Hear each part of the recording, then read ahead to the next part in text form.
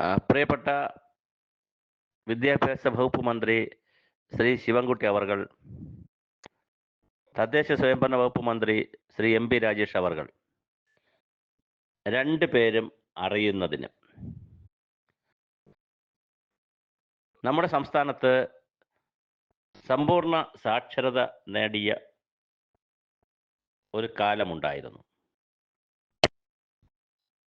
ആ സമ്പൂർണ്ണ സാക്ഷരത നേടിയ പ്രഖ്യാപനത്തിന് ശേഷവും ആദിവാസികൾ, തീരദേശത്തുള്ള മത്സ്യത്തൊഴിലാളികൾ, പട്ടികജാതി പട്ടികവർഗ കോളനിയിലുള്ളവർ, ഇങ്ങനെ കുറേ അധികം എഴുത്തും വായനയും അറിയാതെ ഇപ്പോഴും കുറച്ച് പേരുണ്ട്. അതിനുള്ള പ്രത്യേക പദ്ധതികൾ ഇനിയും ഉണ്ടാകേണ്ടതുണ്ട്. ഞാനിപ്പോൾ ഈ സന്ദേശം വീഡിയോ ആയി ഇതിനകത്ത് ഇടുന്നത് ആ വിഷയം പറയുവാനല്ല. സമ്പൂർണ്ണ സാക്ഷരതാ കാലഘട്ടത്തിൽ കേന്ദ്ര സർക്കാരിൻ്റെ കൂടി സാമ്പത്തിക സഹായത്തോടുകൂടി പ്രേരകന്മാരെയും നോഡൽ പ്രേരകന്മാരെയും ജില്ലാതലത്തിലെ പ്രേരകന്മാരെയും ഒക്കെ നിയമിച്ചിരുന്നു. എന്നാൽ സമ്പൂർണ്ണ സാക്ഷരത നേടിയ ശേഷം തുടർ സാക്ഷരതയുടെ ഭാഗമായി കുറെ കാലം കേന്ദ്ര ഗവൺമെന്റ് ഫണ്ട് തന്നിരുന്നു. പിന്നെ ആ ഫണ്ട് കേന്ദ്ര ഗവൺമെന്റ് പൂർണ്ണമായി നിർത്തി എന്നാണ് ഞാൻ മനസ്സിലാക്കുന്നത്. ഏതെങ്കിലും സ്കീമുകളിൽ ഇപ്പോൾ തുകയുണ്ടോ എന്നുള്ളത് എനിക്കറിയില്ല. എന്നാൽ സംസ്ഥാന ഗവൺമെന്റ് ഈ സാക്ഷരതാ പ്രസ്ഥാനം തന്നെ മുന്നോട്ട് കൊണ്ടുപോകാൻ തീരുമാനിച്ചു. വളരെ നല്ല ഒരു തീരുമാനമെടുത്തു. അങ്ങനെ തീരുമാനമെടുത്തപ്പോൾ 1800ഓളം വരുന്ന നോഡൽ പ്രേരകന്മാരെയും പിന്നെ 14 ജില്ലാതല സംവിധാനവും സംസ്ഥാനതല സംവിധാനവും ഉൾപ്പെടെ മുന്നോട്ട് കൊണ്ടുപോകാനും തീരുമാനിച്ചു. അങ്ങനെ തിരുവനന്തപുരത്ത് പേട്ടയിൽ മനോഹരമായ ഒരു ഓഫീസ് നിർമ്മിച്ചു. സംസ്ഥാന ഓഫീസുണ്ട്. ജില്ലാതലങ്ങളിൽ ജില്ലാ പഞ്ചായത്തുകളുമായി ബന്ധപ്പെടുത്തി പ്രവർത്തിക്കുന്നു. ബ്ലോക്ക് പഞ്ചായത്തുകളിൽ നോഡൽ പ്രേരകന്മാർ ബ്ലോക്ക് പഞ്ചായത്തുകളുമായി ബന്ധപ്പെട്ട് പ്രവർത്തിച്ചിരുന്നു. എന്നാൽ അവരെ കൂടി ഇപ്പൊ ഗ്രാമപഞ്ചായത്തിലേക്ക് മാറ്റി. അപ്പോൾ ബ്ലോക്ക് പഞ്ചായത്ത് തലത്തിൽ അവരുടെ സംവിധാനമില്ല. ഗ്രാമപഞ്ചായത്ത് തലത്തിലാകട്ടെ പ്രേരകന്മാരുണ്ട്. 1800 പ്രേരകെന്ന് പറയുമ്പോൾ ഒരു 1000ഓളം പഞ്ചായത്തുകളുണ്ട്. അപ്പോൾ ഒരു പഞ്ചായത്തിന് 1-2 പ്രേരകന്മാരെ കിട്ടുന്നു എന്നുള്ളതാണ് സ്ഥിതി. അപ്പോൾ ഈ പ്രേരകന്മാർക്ക് ചില പ്രശ്നങ്ങളുണ്ട്. ഇത് ചർച്ച ചെയ്യേണ്ട ഈ സമൂഹം. ഒന്ന്, അവർ പ്രേരകാണെങ്കിൽ അവർക്ക് 12,000 രൂപയാണ് കിട്ടുന്നത്.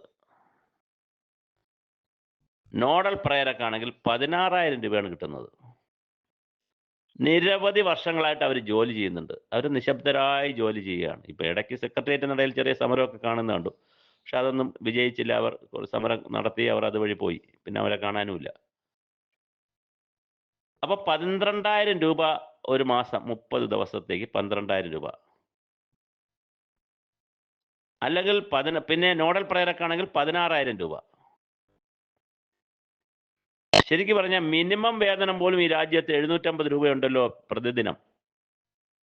അങ്ങനെ നോക്കിയാലും 30 ഗുണം 750, 26,000 രൂപ കിട്ടുമല്ലോ മിനിമം വേതനം വെച്ചാൽ പോലും. എൻ്റെ വ്യക്തിപരമായ അഭിപ്രായം, മിനിമം വേതനം മാത്രം പോരാ, അതിനേക്കാൾ കൂടിയ മാന്യമായ ഒരു ഓണറേറിയം അവർക്ക് ഫിക്സ് ചെയ്യണം. ആ ഓണറേറിയം ഫിക്സ് ചെയ്താൽ മാത്രം പോരാ, എല്ലാ വർഷവും ഒരു മിനിമം ഇൻക്രിമെന്റ് കൊടുക്കണം. സർക്കാർ ഉദ്യോഗസ്ഥർക്ക് DA കൊടുക്കും, ശമ്പള വർധനമുണ്ട്, ശമ്പള പരിഷ്കരണമുണ്ട്, മറ്റെല്ലാ മേഖലകളിലും ചെറിയ ചെറിയ തുകകൾ വർദ്ധിപ്പിച്ചു കൊടുക്കും. MLA-മാർക്ക്, മന്ത്രിമാർക്ക്, അതുമായി ബന്ധപ്പെട്ട എല്ലാവർക്കും കാലാകാലങ്ങളിൽ അവരുടെ ജീവിത നിലവാരം ഉയർത്തിക്കൊണ്ട് പോകുന്നതിന്, കാലത്തിനനുസരിച്ച് ജീവിക്കുന്നതിന് പണം കൊടുക്കും. സാക്ഷരതാ പ്രേരകന്മാർക്ക് കൊടുക്കണ്ടേ? അതൊരു മനുഷ്യാവകാശ ലംഘനമല്ലേ കൊടുക്കാതിരുന്നാൽ? അപ്പോൾ അവർക്ക് മിനിമം വേതനം ഈ 750 രൂപ ഫിക്സ് ചെയ്താൽ പോരാ. ഒരു 30,000 രൂപ, 40,000 രൂപയും നോഡൽ പ്രേരകന്മാർക്ക് ഒരു 40,000 രൂപയും, പ്രേരകന്മാർക്ക് ഒരു 1,000 രൂപ ഒരു ദിവസം എന്നുള്ള നിലയിൽ, ദിവസക്കൂലി അല്ല, അത് മനസ്സിലാക്കണം, മാസത്തിൽ കൊടുക്കണം. ഒരു 10-30,000 രൂപ ഫിക്സ് ചെയ്യണം തുടക്കത്തിൽ. പിന്നെ അവർക്ക് ചെറിയ ഇൻക്രിമെന്റ് എല്ലാ വർഷവും വെക്കണം. ഇനി രണ്ടാമത്തെ കാര്യം, അവർക്കിപ്പോൾ 40% ശമ്പളം, അവരെ ശമ്പളത്തിൽ 40% ഒരു വകുപ്പിൽ നിന്ന്, 60% വേറൊരു വകുപ്പിൽ നിന്ന്. ഇതിനകത്തൊക്കെ ഒരുപാട് അപ്രായോഗികതകളുണ്ട്. ഇനിയും ഒരു ഉത്തരവ് കിടക്കുന്നു. അവർ വർക്ക് ചെയ്താലേ, അല്ലെങ്കിൽ അവരെ വർക്കുമായി ടാഗ് ചെയ്താലേ അവർക്ക് ശമ്പളം കിട്ടുള്ളൂ. അപ്പോൾ പോയി ഒപ്പിട്ട് ഓരോ ദിവസത്തെയും വർക്ക് അസസ് ചെയ്ത് ആ വർക്കിൽ ചെയ്തു എന്ന് ഉറപ്പുവരുത്തി അത് കൺസോൾഡേറ്റ് ചെയ്താലേ ശമ്പളം കിട്ടുകയുള്ളൂ. അപ്പോൾ ഈ 12,000 കുറയും, 16,000 കുറയും. എന്ത് വിചിത്രമായ ഓർഡറാണ് ഇറക്കുന്നത്. തലസ്ഥാന നഗരിയിലെ ഓഫീസുകളിലിരുന്ന്, അത് AC റൂമാണെങ്കിൽ AC റൂമുകളിലിരുന്ന്, അല്ലെങ്കിൽ സംവിധാനങ്ങളിലിരുന്ന് നമ്മൾ ഉത്തരവുകൾ ഇറക്കുമ്പോൾ, അല്ലെങ്കിൽ സെക്രട്ടേറിയറ്റിലിരുന്ന് ഉത്തരവുകൾ ഇറക്കുമ്പോൾ മനുഷ്യപ്പറ്റ് വേണ്ടേ? മനുഷ്യാവകാശ ധ്വംസനം പാടുണ്ടോ? അവർ മനുഷ്യരല്ലേ, മൃഗങ്ങളല്ലല്ലോ അങ്ങോട്ടും ഇങ്ങോട്ടും കെട്ടി പിന്നെ ജോലി ചെയ്യിക്കാൻ. അടിമ വ്യവസ്ഥയൊക്കെ പോയിട്ട് എത്രയോ കാലമായി, നൂറ്റാണ്ടുകളായി. എന്തേ ഒരു കമ്മ്യൂണിസ്റ്റ് ഗവൺമെന്റ് അല്ലെങ്കിൽ ഇടതുപക്ഷ ജനാധിപത്യ മുന്നണി ഗവൺമെന്റ് ഭരിക്കുമ്പോൾ ഇങ്ങനെയൊക്കെ സംഭവിക്കുന്നു? സംഭവിക്കാൻ പാടില്ലല്ലോ. അവരല്ലേ ഏറ്റവും കൂടുതൽ തൊഴിലാളികൾക്കും അതുപോലെ ഉദ്യോഗസ്ഥർക്കും വേണ്ടി നിൽക്കേണ്ടത് എന്നാണല്ലോ തത്വം പറയുന്നത്. അപ്പൊ തീർച്ചയായിട്ടും അടുത്ത പ്രശ്നവും കിടക്കുകയാണ്, ദിവസവുമായി ബന്ധിപ്പിക്കുന്നത്. അടിയന്തരമായ ആ ഉത്തരവ് പിൻവലിക്കണം. ഇപ്പോഴും ആ ഉത്തരവ് നിലവിലുണ്ട് എന്നാണ് ഞാൻ മനസ്സിലാക്കുന്നത്. ആ ഉത്തരവ് പിൻവലിക്കണം. മൂന്നാമത്, സമ്പൂർണമായി ഇവരെ പഞ്ചായത്തുകളിൽ ലയിപ്പിച്ചോ അല്ലെങ്കിൽ പഞ്ചായത്തിന് വിട്ടുകൊടുത്തോ അതിലൊരു ക്ലാരിറ്റി വരണം. ഇവരെ പുനർവിന്യസിച്ചുവോ, അല്ലെങ്കിൽ സെക്രട്ടറിയുടെ കീഴിൽ ഇവർ ഇരിക്കും എന്ന് പറഞ്ഞതോ, അല്ലെങ്കിൽ സെക്രട്ടറി ഇവർ അസസ് ചെയ്യും എന്ന് പറയുന്നതിന് അപ്പുറം ഇവർ സമ്പൂർണമായ ഒരു സംവിധാനമായി താഴേക്ക് പോയിട്ടുണ്ടോ? ഇല്ലെങ്കിൽ അടിയന്തരമായി അതും ആലോചിക്കണം. അടുത്ത ഇവർ നേരിടുന്ന വലിയൊരു പ്രതിസന്ധി, ഞാനിത് ഇവരോട് ആരോട് സംസാരിച്ചിട്ടില്ല, ഞാനിത് സ്വതന്ത്രമായി വിഷയങ്ങൾ സമൂഹത്തിൽ നിന്ന് ശേഖരിച്ചിട്ട് പറയുന്നതാണ്. അടുത്തവർ നേരിടുന്ന നല്ല രസകരമായ ഒരു വിശേഷം, ഈ പഞ്ചായത്ത് രാജ് സ്ഥാപനങ്ങൾ ധരിച്ചു വച്ചിരിക്കുന്നത് അവർക്ക് ഉദ്യോഗസ്ഥരെ അങ്ങോട്ട് കിട്ടിയാൽ, അല്ലെങ്കിൽ താഴെ തലങ്ങളിൽ ആളെ കിട്ടിയാൽ എന്ത് ജോലിയും ചെയ്യിക്കും അവർ. അവിടുത്തെ ബില്ല് എഴുതുക, അതിനകത്ത് ഓഫീസിനകത്തുള്ള സെക്രട്ടറിക്കും പിന്നെ അതുപോലെ തന്നെ അവിടുത്തെ സൂപ്രണ്ടിനും ക്ലർക്കിനും ഒക്കെ ഉള്ള ചെയ്യേണ്ടുന്ന വർക്കുകൾ, എന്ത് വർക്കുണ്ടെങ്കിലും ഇവരെ എടുത്തു കൊടുക്കും. ഗ്രാമസഭ കോർഡിനേറ്റ് ചെയ്യുക ഇവരെ ജോലിയാണോ? ഗ്രാമസഭയിൽ പങ്കെടുക്കുക, അവിടെ ഗ്രാമസഭയിൽ പങ്കെടുക്കുക, സാക്ഷരതാ കാര്യങ്ങൾ പറയുക, അത് അവരുടെ ജോലിയാണ്. ഓക്കെ. പക്ഷേ അത് കോർഡിനേറ്റ് ചെയ്യുക, അതിന് നോട്ടീസ് കൊടുക്കുക, പഞ്ചായത്ത് ഓഫീസിൽ രാവിലെ പോയി ഒപ്പിടണം. ഓക്കെ, സമ്മതിച്ചു. ഒപ്പിട്ട് കഴിഞ്ഞാൽ അവരെ ഫീൽഡിൽ വിടണം. അവർക്ക് പ്രോജക്റ്റുകൾ, പഞ്ചായത്തുകൾ തനത് പ്രോജക്റ്റുകൾ തയ്യാറാക്കി അവരെ വർക്കിന് വിടണം. സാക്ഷരതാ മിഷൻ സംസ്ഥാന അടിസ്ഥാനത്തിൽ 10-20 പരിപാടികൾ പ്ലാൻ ചെയ്തിട്ടുണ്ട്, അത് താഴെ നടക്കണം. അതിന് പകരം അവർ പഞ്ചായത്ത് ഓഫീസിൽ ഒപ്പിട്ട് അവരും കുറെ സുഖം പിടിച്ചു കാണും. ഞാൻ ആരെയും കുറ്റം പറയുകയല്ല. എല്ലാം ഗവൺമെന്റും തദ്ദേശഭരണ സ്ഥാപനവുമാണ് പ്രശ്നമെന്ന് നമുക്ക് പറയാൻ പാടില്ല. ഈ പ്രേരകന്മാരിലും നോഡൽ പ്രേരകന്മാരിലും ചില വിഷയങ്ങൾക്കുണ്ട്. അവരും വിചാരിക്കുന്നത് പഞ്ചായത്ത് ഓഫീസിൽ പോയി രാവിലെ ഒപ്പിട്ട് സെക്രട്ടറിയെയും സൂപ്രണ്ടിനെയൊക്കെ ഒന്ന് മണിയടിച്ച് 4 പേപ്പർ എന്തെങ്കിലുമൊക്കെ അങ്ങോട്ടും ഇങ്ങോട്ടും സഹായിച്ചിരുന്ന് ഗ്രാമസഭയുടെ നോട്ടീസൊക്കെ കൊണ്ടുകൊടുത്താൽ നമ്മൾ രക്ഷപ്പെട്ടു, ശമ്പളമായി 30 ദിവസം കടത്തിവിട്ടാൽ മതി. അല്ല, അത് പോരാ. അതിനല്ല നിങ്ങളെ നിശ്ചയിക്കുന്നത്, നിങ്ങളെ അപ്പോയിന്റ് ചെയ്തിരിക്കുന്നത്. അപ്പം നിങ്ങളും സാക്ഷരതാ പ്രേരകന്മാരും നോഡൽ പ്രേരകന്മാരും പുനർവിചിന്തനം ചെയ്യണം. നിങ്ങൾക്ക് തരുന്ന വർക്ക് ചെയ്യുമ്പോൾ ഇത് സാക്ഷരതയുമായി എന്തെങ്കിലും ബന്ധമുണ്ടോ? വളരെ പ്രധാനപ്പെട്ട കാര്യമാണ്. പഞ്ചായത്ത് സെക്രട്ടറിയും പഞ്ചായത്ത് വകുപ്പും അറിയേണ്ടത് സാക്ഷരതാ പ്രേരകന്മാരെ. നിങ്ങളത് മറ്റു കാര്യങ്ങളിൽ ചെയ്യും. കൃഷി ഓഫീസർമാർ വളരെ പ്രൊഫഷണലായി പഠിച്ചു വന്നിട്ടുള്ളവരാണ്. അവരെ ഗ്രാമസഭയുടെ കോർഡിനേഷൻ ഏൽപ്പിക്കുക, ഗ്രാമസഭയെ ബന്ധപ്പെട്ട പ്രവർത്തനങ്ങൾ ഏൽപ്പിക്കുക. ആശാ വർക്കേഴ്സ് ഹെൽത്തുമായി ബന്ധപ്പെട്ട കാര്യങ്ങൾ ഒഴിച്ച് മറ്റു കാര്യങ്ങളിൽ അവരെ ബന്ധിപ്പിക്കുക. അങ്ങനെ താഴെ തലങ്ങളിൽ ഏത് ഉദ്യോഗസ്ഥനെ കിട്ടിയാലും അത് കരാറുകാരായാലും കുറഞ്ഞ ശമ്പളമായാലും സ്ഥിരക്കാരായാലും ആരെ കിട്ടിയാലും അവരെ കൊണ്ട് എല്ലാ ജോലിയും ചെയ്യിക്കുന്ന ഒരു ഉത്സവ പരിപാടിയായിട്ടാണ് പലപ്പോഴും പഞ്ചായത്തുകൾ നിൽക്കുന്നത്. അതല്ല, ഓരോ ഡിപ്പാർട്ട്മെന്റുകളുടെ മാൻഡേറ്റ് ഉണ്ട്. വിട്ടുകിട്ടിയ ഉദ്യോഗസ്ഥർക്ക് പദ്ധതികളുണ്ട്. ഇനി അവർക്ക് പദ്ധതികൾ കുറവാണെങ്കിൽ പഞ്ചായത്തുകൾ അവരെ ഉപയോഗിച്ചുകൊണ്ട് അവരുടെ എക്സ്പെർട്ടൈസും സ്കില്ലും എക്സ്പീരിയൻസും മാൻഡേറ്റ് ഉപയോഗിച്ചുകൊണ്ട് എങ്ങനെ പ്രോജക്റ്റുകൾ ചെയ്യാമെന്നുള്ള പദ്ധതികൾ രൂപീകരിക്കണം. അതിന് പ്രോജക്റ്റുകൾ വെക്കണം. എന്തുമാത്രം എക്സ്റ്റേണൽ ഫണ്ടിങ് ഏജൻസികളുണ്ട്. ഇനി സാക്ഷരതാ മിഷനിൽ തന്നെ തിരിച്ചു വരാം. സമ്പൂർണ്ണ സാക്ഷരത നേടി ഇനി കുറച്ച് ആളുകളെ ഉള്ളൂ. ഞാൻ പറഞ്ഞല്ലോ, ആദിവാസികളും മത്സ്യത്തൊഴിലാളികളും പിന്നെ ഹരിജന ഗിരിജന വിഭാഗത്തിൽപ്പെട്ടവരും പിന്നെ കുറച്ച് പേരും പിന്നെ ഈ തന്നെ അന്ന് അക്ഷരം പഠിച്ചതിൽ തന്നെ അതെല്ലാം തുടർന്ന് പഠിക്കാത്തത് കൊണ്ട് മറന്നുപോയ ആളുകളും കുറേ ഉണ്ടാവും. അപ്പോൾ അതൊരു തുടർ പ്രക്രിയയായിട്ട് അതെല്ലാം മുന്നോട്ട് കൊണ്ടുപോകണം. ഓക്കെ. രണ്ടാമത്, ഈ വർത്തമാന കേരളം എത്തി നിൽക്കുന്ന കാലഘട്ടം കൂടി എല്ലാവരും മനസ്സിലാക്കണ്ടേ. ഒന്ന്, കാലാവസ്ഥ വലിയ മാറ്റമുണ്ട്. അപ്പോൾ കാലാവസ്ഥയുടെ സാക്ഷരത എടുക്കാം. താഴെ മുകളിൽ തട്ടിൽ നിന്ന് പരിപാടി തയ്യാറായി കൊടുക്കുക, താഴെ തട്ടിൽ ഇത് എടുക്കാൻ പറ്റും. പരിസ്ഥിതി സാക്ഷരത അനൗൺസ് ചെയ്തു, പക്ഷെ എന്തെങ്കിലും നടക്കുന്നുണ്ടോ? താഴെ കുറച്ച് ക്യാമ്പയിനുകളായി കുറച്ച് കുഞ്ഞു കാര്യങ്ങൾ നടത്തിയതല്ലാതെ അന്ന് ചില റിപ്പോർട്ടുകളും കാര്യങ്ങളൊക്കെ വന്നത് ഗൗരവമായി ഇനിയും പ്രവർത്തനങ്ങൾ നടക്കണ്ടേ. പരിസ്ഥിതി രംഗം വളരെ ഗുരുതരമായ ഒരു മേഖലയല്ലേ. അതുപോലെ തന്നെ ഇപ്പോൾ സമ്പൂർണ്ണ ശുചിത്വം പ്രഖ്യാപിച്ചിരിക്കുന്നു. ഒക്ടോബർ 2 മുതൽ തുടങ്ങി അടുത്ത വർഷം മാർച്ച് 30 വരെ സമ്പൂർണ്ണ ശുചിത്വം. അതിലൊരു ശുചിത്വ സാക്ഷരതയുണ്ടല്ലോ. നിങ്ങൾക്ക് നിൽക്കാൻ പറ്റാത്ത പണി ചെയ്യാൻ പറ്റുമല്ലോ പഞ്ചായത്തിൽ. ശുചിത്വ സാക്ഷരതയുണ്ടല്ലോ. അപ്പോൾ ശുചിത്വ മിഷൻ അതിന് പൈസ ഉണ്ടല്ലോ. ആ പണം നിങ്ങൾ പഞ്ചായത്തിലോട്ട് മേടിക്കണം. ലിറ്ററസി മിഷന്റെ ആ പൈസ മേടിക്കണം. അങ്ങനെ പഞ്ചായത്തിൽ നിങ്ങൾക്ക് ഫണ്ട് കൂട്ടണം. നിങ്ങൾക്കിന് ശമ്പളം തരണമല്ലോ. പഞ്ചായത്തിന് ടാക്സ് പിരിക്കുന്ന പൈസ അല്ലെങ്കിൽ അവരുടെ പ്രോജക്റ്റ് പൈസ എടുത്ത് അവർക്കിത് ചെയ്യുന്നതിന് പരിമിതി ഉണ്ടാവും. അപ്പോൾ തീർച്ചയായിട്ടും പുതിയ ഫണ്ട് വരണം. അപ്പോൾ പ്രോജക്റ്റുകൾ എഴുതുവാൻ സാക്ഷരതാ പ്രേരകന്മാർ ആ ഒരു രീതിയിലേക്ക് മാറണം. അതിന് സംസ്ഥാന അടിസ്ഥാനത്തിൽ പ്രോജക്റ്റ് ക്ലിനിക്കുകൾ നടത്തി പറഞ്ഞു കൊടുത്തു കഴിഞ്ഞാൽ രാജ്യത്ത് ധാരാളം CSR ഫണ്ടുണ്ട്, കോർപ്പറേറ്റ് സോഷ്യൽ റെസ്പോൺസ് ഫണ്ടുണ്ട്, അല്ലാതെ മറ്റ് ഫണ്ടുകളുണ്ട്, പ്രൈവറ്റ് ഏജൻസികളുടെ പൈസകളുണ്ട്, കേന്ദ്ര സംസ്ഥാന ഗവൺമെന്റുകളുടെ പണമുണ്ട്, പ്രോജക്റ്റുകളുണ്ട്. ഈ പ്രോജക്റ്റുകൾ നിങ്ങൾക്ക് ഏറ്റെടുക്കാം. കൃഷി വകുപ്പുമായി ചേർന്ന് കൃഷി സാക്ഷരത ആലോചിക്കാം. പരിസ്ഥിതി കാലാവസ്ഥ വകുപ്പുമായിട്ട് ചേർന്ന് പരിസ്ഥിതി കാലാവസ്ഥ സാക്ഷരത ആലോചിക്കാം.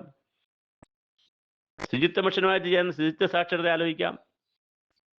വാട്ടർ റിസോഴ്സ് ഡിപ്പാർട്ട്മെന്റുമായി ചേർന്ന് ജലസാക്ഷരത ആലോചിക്കാം. ബാങ്കിങ് മേഖലയായി ബന്ധപ്പെടുത്തി ബാങ്കിങ് സാക്ഷരത ആലോചിക്കാം. ഡിജിറ്റൽ സാക്ഷരത ആലോചിക്കാം. ഫൈനാൻസ് സാക്ഷരത ആലോചിക്കാം. ഇങ്ങനെ ആരോഗ്യ വകുപ്പോട്ട് ചേർത്ത് ആരോഗ്യ സാക്ഷരത ആലോചിക്കാം. എത്ര സാധ്യതകളാണ് താഴെയുള്ളത്. എന്തേ അത് മുതലാക്കുന്നില്ല? ഇനി അടുത്ത കാര്യം, എല്ലാ പഞ്ചായത്തുകളിലും മുൻഗണനാ ക്രമത്തിൽ അടിയന്തരമായി കമ്മ്യൂണിറ്റി ലേണിംഗ് സെന്ററുകൾ തുറക്കണം. കമ്മ്യൂണിറ്റി ലേണിംഗ് സെന്റർ അത് സംസ്ഥാന അടിസ്ഥാനത്തിൽ ആ വിഷയം ഉയർത്തിക്കൊണ്ടുവരണം. എല്ലാ പഞ്ചായത്തുകളിലും ഉണ്ടാകണം. ഒരു ട്രെയിനിങ് ഹാൾ, ട്രെയിനിങ് ഫെസിലിറ്റീസ്, ചെറിയൊരു ലൈബ്രറി, ഒരു വായനാ റൂം, ഇതെല്ലാം ചേരുന്ന പരിശീലന കേന്ദ്രം, എല്ലാം ചേരുന്ന ഒരു കമ്മ്യൂണിറ്റി ലേണിംഗ് സെന്റർ നടക്കണം. അവിടെ കുട്ടികൾ മുതൽ സീനിയർ സിറ്റിസൺസ് വരെയുള്ള എല്ലാവർക്കും ആവശ്യമുള്ള ആജീവനാന്ത പഠന പരിപാടികൾ പ്ലാൻ ചെയ്യണം. അപ്പോൾ അങ്ങനെ വരുമ്പോൾ പ്രേരകന്മാരെ കമ്മ്യൂണിറ്റി ഫെസിലിറ്റേറ്റർമാരായി മാറ്റണം. സോഷ്യൽ എഞ്ചിനീയറിംഗ് നടത്തുന്നവരാക്കി മാറ്റണം. അപ്പോൾ ഒരു സോഷ്യൽ എഞ്ചിനീയറിംഗ് പ്രോസസ് താഴെ നടക്കണം. നിങ്ങൾ സോഷ്യൽ എഞ്ചിനീയർമാരാണ്, ആ നിലയിൽ ഉയരണം. നിങ്ങൾ 12,000 രൂപ വാങ്ങുന്ന, 16,000 രൂപ വാങ്ങുന്ന, അത് തന്നെ ജോലി ചെയ്താൽ മാത്രം കിട്ടുന്ന, കൃത്യമായി ശമ്പളം കിട്ടാത്ത, വല്ലപ്പോഴും കിട്ടുന്ന ഒരു വിഭാഗമായി നിൽക്കേണ്ടവരല്ല. നിങ്ങൾ നിങ്ങളുടെ കഴിവ് ആദ്യം മനസ്സിലാക്കുക. നിങ്ങൾക്ക് സംഘടനകളുണ്ട്, നേതാക്കളുണ്ട്, വലിയ സംവിധാനമുണ്ടല്ലോ. നിങ്ങൾ കൂടിയിരുന്ന് ആലോചിക്കുക, എങ്ങനെയാണ് ഈ സംവിധാനത്തെ നമുക്ക് ഏറ്റവും പ്രൊഫഷണലായി കൊണ്ടുപോവുക. അതിന് നിങ്ങൾ ഉയരുകയും ചെയ്യണം. ഒരുപാട് ആളുകൾ മരിച്ചു പോകുന്നുണ്ട്. അപ്പോൾ പുതിയ ആളുകളെ പോസ്റ്റ് ചെയ്യണം. ഇനി പ്രൊമോഷൻ ആവശ്യമുണ്ട്. എന്നും ഇങ്ങനെ നിന്നാൽ മതിയോ? എന്നും പ്രേരക്കാണോ? എന്നും നോഡൽ പ്രേരക്കാണോ? അല്ല. അപ്പോൾ മറ്റു തലങ്ങളിലേക്ക് മാറണം. നിങ്ങൾ റിസോഴ്സ് പേഴ്സൺമാരാകണം. നല്ല സാമ്പത്തികമുണ്ടാക്കി തന്നെ ജീവിക്കണം. അപ്പോൾ ആ നിലയിൽ കമ്മ്യൂണിറ്റി ലേണിംഗ് സെൻ്ററുകൾ ആരംഭിക്കുക. കമ്മ്യൂണിറ്റി ലേണിംഗ് സെൻ്ററുകളിൽ കമ്മ്യൂണിറ്റി ഫെസിലിറ്റേറ്റർമാരെന്ന പേരിലേക്ക് നിങ്ങൾക്ക് നല്ല പേരൊക്കെ മാറ്റി തരാൻ പറയുക. പ്രേരക്ക്, നോഡൽ പ്രേരക്കൊക്കെ പഴയകാല പേരുകളാണ്. നിങ്ങൾക്ക് നല്ല പുതിയ പേരുകളൊക്കെ തരാൻ പറയുക ഗവൺമെൻറ്റിനോട്. പുതിയ പേരുകളൊക്കെ ഇട്ട് എല്ലാ പഞ്ചായത്തുകളിലും കമ്മ്യൂണിറ്റി ലേണിംഗ് സെൻ്ററുകൾ ഒരു വർഷം, ആദ്യത്തെ വർഷം ഒരു 100 പഞ്ചായത്താവട്ടെ, അടുത്ത വർഷം 500 പഞ്ചായത്ത്, അതിൻ്റെ അടുത്ത വർഷം 1000 പഞ്ചായത്ത്, അങ്ങനെയൊക്കെ പ്ലാൻ ചെയ്യൂ. പഞ്ചായത്ത് ഓഫീസിനകത്തൊരു ബോർഡും കൂടെ വയ്ക്കാനല്ല കേട്ടോ. നിങ്ങൾ ഏതെങ്കിലും ലൈബ്രറിയിലോ അംഗൻവാടിയിലോ പഞ്ചായത്ത് ഓഫീസിലോ നാളെ ഒരു ബോർഡ് വെച്ച് കമ്മ്യൂണിറ്റി ലേണിംഗ് സെൻറ്റർ, അല്ലെങ്കിൽ പീപ്പിൾസ് എഡ്യൂക്കേഷൻ സെൻറ്റർ, അല്ലെങ്കിൽ knowledge centre, panchayat level rural knowledge centre ഒക്കെ തുടങ്ങുന്ന കാര്യമാണ് ഞാനീ പറയുന്നത്. എങ്കിൽ പിന്നെ നാളെ തന്നെ പഞ്ചായത്ത് ഓഫീസിൻ്റെ സൈഡിൽ ഒരു ബോർഡും വെച്ച് റൂറൽ നോളജ് സെൻറ്റർ എന്നൊരു ബോർഡ് വെച്ചിട്ട് പിന്നെ ഒന്നും ചെയ്യാതിരിക്കുന്ന കാര്യമല്ല ഈ പറയുന്നത്. പഞ്ചായത്ത് ഓഫീസിൽ നിന്നൊക്കെ വിട്ടുമാറി സ്വതന്ത്രമായി കുറച്ച് വസ്തു തന്നെ ആദ്യത്തെ അങ്ങോട്ടും ഇങ്ങോട്ടും അകത്തോട്ടായി പോയാലൊന്നും ഒരു കുഴപ്പമില്ല. പഞ്ചായത്തിൽ എവിടെ ആയിപ്പോയാലും കുഴപ്പമില്ല. അവിടെ knowledge centre, community learning centre, people's education centre, ഏത് പേര് വേണം ഇട്ടോളൂ, ആരംഭിക്കണം. ആമച്ചൽ നീർത്തട പരിപാടിയുടെ ഭാഗമായി നോളജ് സെൻറ്റർ എന്നുള്ള കൺസെപ്റ്റിൽ അവിടെ ഒരു വാടക വീട്ടിൽ ഇത് ആരംഭിച്ചിരുന്നു. പക്ഷേ അത് പിന്നെ അങ്ങോട്ട് പോയില്ല. സാക്ഷരതാ പ്രേരകന്മാർക്ക് സാക്ഷരതാ മിഷനും വലിയ അവസരം കൊടുത്തുകൊണ്ടാണ് ആ പ്രോജക്റ്റ് മുമ്പോട്ട് പോയത്. പക്ഷെ പിന്നെ വേണ്ടത്ര അത് എസ്റ്റാബ്ലിഷ് ചെയ്തെടുക്കാൻ കഴിഞ്ഞില്ല. അങ്ങനെ കൺസെപ്റ്റ് നേരത്തെ തുടങ്ങി വെച്ചിട്ടുണ്ട്. അപ്പോൾ ആ തരത്തിൽ മിനിമം വേതനം ഉറപ്പാക്കുക. മിനിമം വേതനം എന്ന് പറയുന്നത് 750 രൂപയുള്ള അർത്ഥത്തിലല്ല, കുറച്ചുകൂടി മാന്യമായ ശമ്പളം ഉറപ്പാക്കുക. എല്ലാ വർഷവും ഇൻക്രിമെൻ്റ് പറയുക. പഞ്ചായത്ത് വകുപ്പിലാണെങ്കിൽ പഞ്ചായത്ത് വകുപ്പിൽ സ്ഥിരമാക്കുക.